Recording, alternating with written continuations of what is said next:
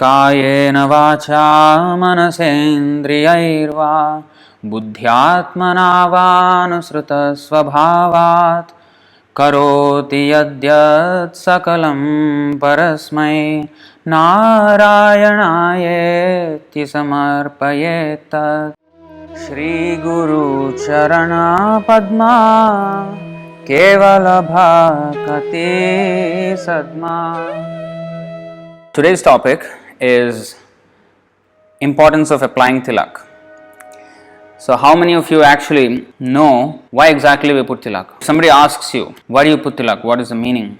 In the modern urban way of life, there are gangsters, and each gang has a different tattoo. They also have this kind of, I belong to this sect or this gang or that.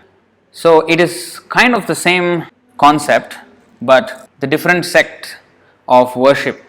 So there are so many different kinds of worship in the Vedic culture. So according to our modes of material nature that we are influenced by, there are different modes of worship. For example, a devotee of Durga, he is called Shakta, or a devotee of Shiva is called Shaivite. So like this, there are so many worshippers of various demigods, and they all are known by their own dresses, their own tilaks, and their own names. And Vishnu's devotees are called Vaiṣṇavas. So in this way, we have different sects.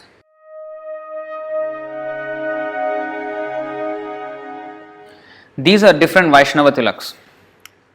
Now there are 4 sampradayas. So even among Vaishnavas, by looking at the tilak, you know from which sampradaya he is coming, if we know what they mean. So just by looking at the tilak's shape, we can identify.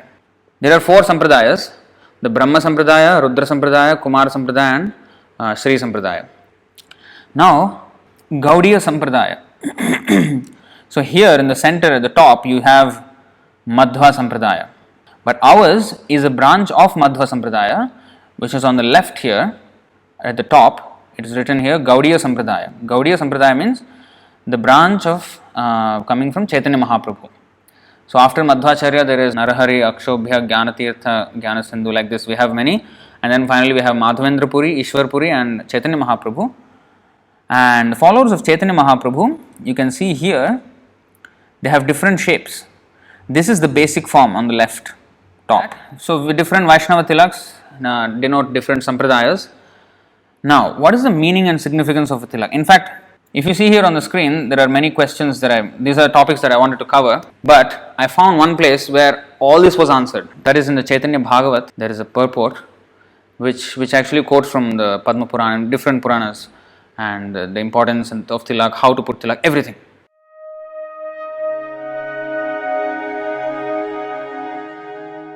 So the two lines represent the 2 lotus feet of Krishna, and below this tulasi leaf shaped part, that denotes the tulasi leaf. We offer tulasi at the lotus feet of Krishna, and that's how we become dāsa dāsa of Krishna. So because tulasi is a great servant of Krishna and she is very dear to him, and by offering her leaf to him by Tulasi Maharani's mercy, we get some chance to serve Krishna.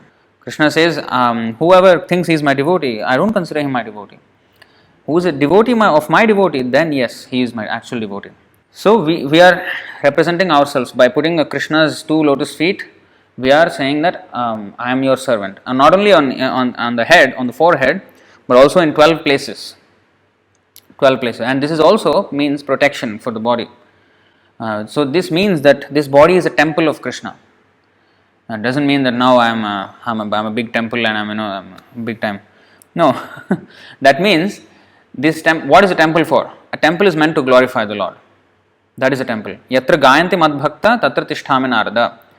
So wherever Krishna is glorified, that is a temple. Now this body has similarly to be used for Krishna's glorification. Tan, man, dhan, they say. By body, by words, by our wealth, by our mind, everything. See, that is explained in the 11th canto.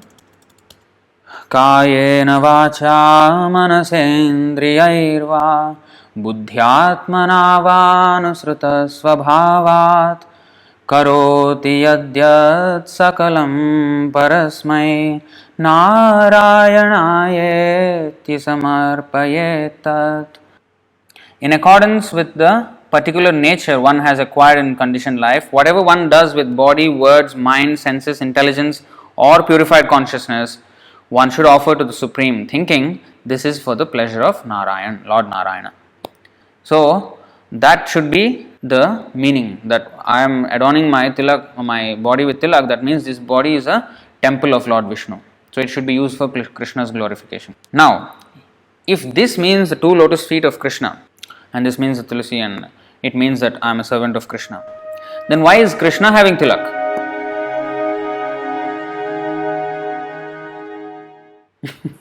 That is the next question. Krishna has tilak because Krishna puts his devotee's feet on his head. That is the meaning of Krishna's tilak. Just as much as we want to become his servant, Krishna wants to become servant of his devotees. If you see this painting here, is Partha Sarathi.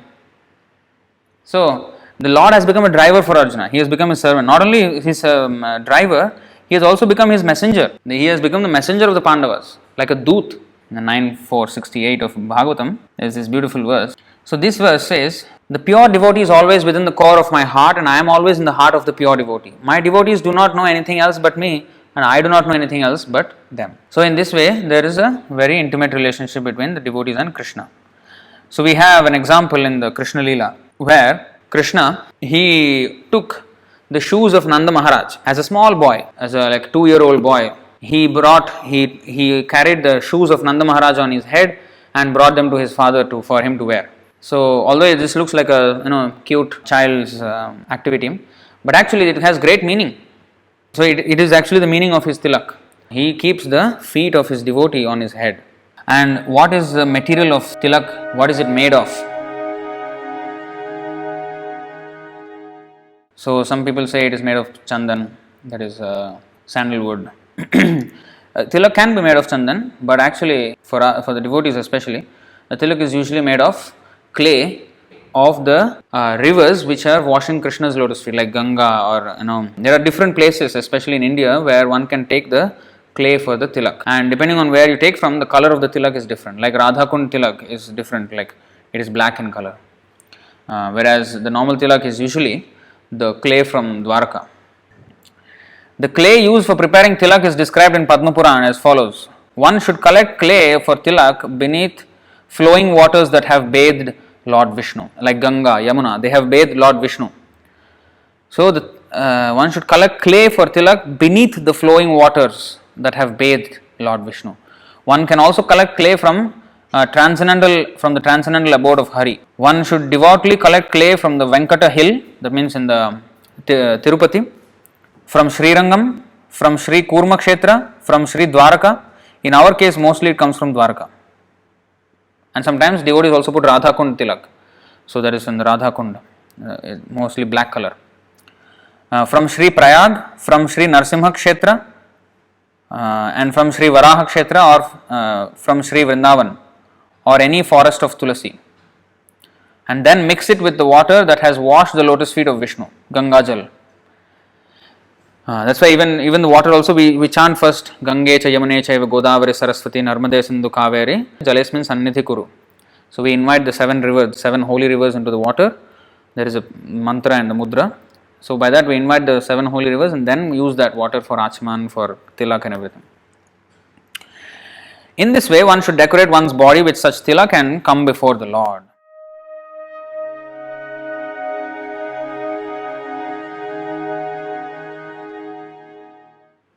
I will actually now, at this point, I will go through that long purport which has all the information about tilak.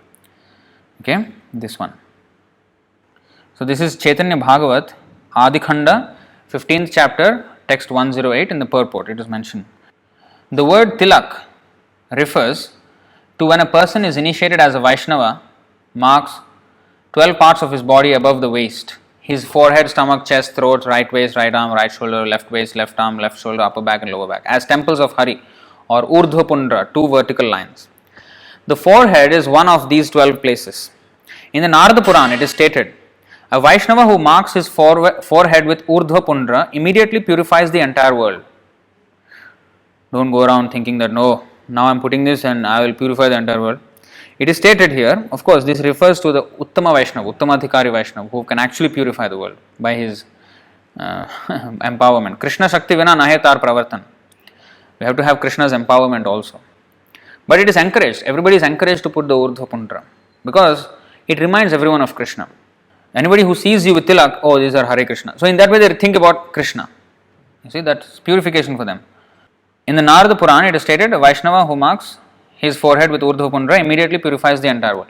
The devotees of Vishnu always apply Urdhva Pundra or Tilak, and the devotees of Shiva who are averse to devotional service to Vishnu apply Tripundra or 3 lines. You see, they are averse to devotional service to Vishnu. Shastric injunction is that a king, this is quite hilarious. The Shastric injunction is that a king should take the initiated twice born who does not wear Tilak, sit him backwards on an ass and have him driven out of town. Therefore, every initiated Vaishnava must always wear Tilak. That is why the Lord, who is Jagadguru, the teacher of everyone, gave such instructions in his childhood pastimes. Actually, this is this is very interesting. How Chaitanya why this purport is here in Chaitanya Bhagavat Adikhanda is because Chaitanya Mahaprabhu was as a boy, he used to make fun of and humiliate those Vaishnavas who are, who don't mark their body properly with tilak or who never did their morning worship properly. He used to just condemn them, so badly humiliate them in front of everyone that they will have to go back and better correct their actions, otherwise they will receive bad humiliation from this boy. The Lord would say like this, "Oh brother, why I do not see any tilak on your forehead? What is your explanation?" What is your explanation? The Vedas say that if a Brahman's forehead is not decorated with tilak, it is as good as a crematorium. He will humiliate him. Straight he will tell, straight on the face. I can understand that you have not performed your daily worship. Therefore, dear brother, your morning has become fruitless. Go back home and perform your morning duties again. Then you may return to study. You see how he was so harsh, so straightforward. In this way, all the Lord students were conscientious about performing their religious duties. They were very, very alert that they would never miss anything because they would be humiliated by this boy. If one wants to worship Lord Vishnu, then he must accept the 5 sanskaras related to initiation. Generally, a twice born undergoes 10 kinds of sanskaras. Those who are lower than the twice born undergo 15 types of sanskaras to become Vaishnavas. Just as a Brahmana is obliged to maintain a pure Brahman thread, an initiated Vaishnava is obliged to maintain Shikha, Brahman thread, Tilak and Mala. The Lord has stated in Padma Puran, my devotees always put on Tilak which destroys all kinds of fear. Next, if one does not decorate his body with Tilak, he will incur sin. Incur sin. So, see devotees, it is very important to put on Tilak. If you don't put Tilak, it will incur sin. So, it is stated by Narad Muni in Padma Puran, if one performs sacrifice, gives in charity, undergoes austerity, studies the Vedas or offers oblations to the forefathers without putting on Tilak, then all these activities will be useless. If a person does not decorate his body with Tilak, he is not to be seen because his body is as impure as a crematorium. You see? If somebody doesn't put Tilak, he should not be seen. Like that, we cannot see anybody, So basically that is the point. We should not associate with non-devotees. Of course, to the necessity it is there, but mostly we should not associate with them closely, intimately especially. It is stated in Padma Puran Uttarakhanda, a person who performs any activity like worshipping deities without putting on Tilak achieves no benefit. We do deity worship without Tilak, no benefit. There is no doubt about it, you see. Padma Puran is saying, no doubt about it. Know for certain that a person who performs sandhya without wearing tilak is simply demoniac and surely goes to hell. Prohibition for wearing crooked or 3-line tilak. We should not wear the tilak crooked, like that. We have to put straight. We have to put it straight. It is stated in the Padma Puran Uttarakhanda. A person who wears 3-line tilak instead of Vaishnava tilak is the lowest of men. Some people may not like it, but these are just the statements of Shastra. Because of breaking the rules of marking tilak on the body, which is the abode of Lord Vishnu. So this we have to know. The body is not anybody. Just because one is a Shakta, a worshipper of Durga, does not mean that his body is the property of Durga. No. Still the body is the property of Krishna only. But he is misusing it. He is using it for Durga worship. So the actually only proper way to decorate the body is putting Vaiṣṇava Tilak, actually, because everything belongs to Krishna. It is said in the Skanda Puran, a person should not wear crooked tilak even if he is about to die. Oh, this is so strict. Nor should he chant any names other than the holy names of Narayan. He should wear Vaiṣṇava Tilak using Gopi Chandan if available. If die, we cannot put a crooked tilak. When we are nicely alive, we can put crooked tilak. So that is the point. So we should try. In fact, Prabhupada said in one place that anybody who tries to put nice straight tilak, he is a very good Vaishnava. A Vaishnava should not wear 3-line tilak rather than proper Vaishnava tilak, because such an act does not please Lord Hari. In the narrations about the month of Kartik in the Skanda Puran, it is stated, one should not see a person whose forehead is not decorated with Vaishnava tilak. If one happens to do so, he should immediately look at the sun, for Lord Hari and Lakshmi Devi reside within the tilak. I mean, I am just laughing because if you want to practically follow all these rules, you have to keep looking at the sun and walking all the time, because nobody is putting on any tilak. So actually, it is, see, Lord Hari and Lakshmi Devi reside within the tilak. This is another meaning actually, why there is gap between the two lines. In fact, one should not have no gap between the two lines. Sometimes devotees put tilak and then between the two lines there is full of tilak also. Like not properly made. No, it should not be. There should be gap. Otherwise it is an offense. The prescription for keeping space within the mark of tilak. A fallen twice born who applies tilak without keeping a vacant space between the two lines certainly abandons Sri Hari and Lakshmi Devi who reside within that space. See, this is the point. There is no doubt that a fallen twice born who applies tilak without keeping a space maintains the feet of dog. Wow. Instead of putting the feet of God, we are putting the feet of dog on our forehead. Vando muni savdhana mate